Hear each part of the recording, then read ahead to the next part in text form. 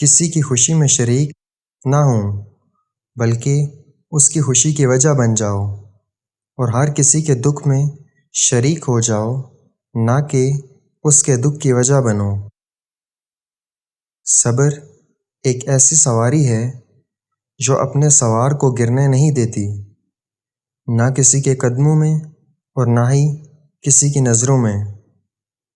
ہمیشہ ایسے شخص کو چنا کرو جو آپ کو عزت دے، کیونکہ عزت محبت سے کہیں زیادہ خاص ہوتی ہے۔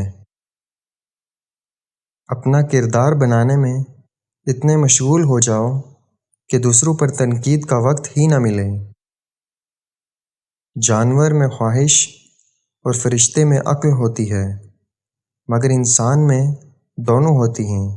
اگر وہ عقل کو دبا لے تو جانور، اور اگر خواہش دبا لے تو وہ فرشتہ ہے۔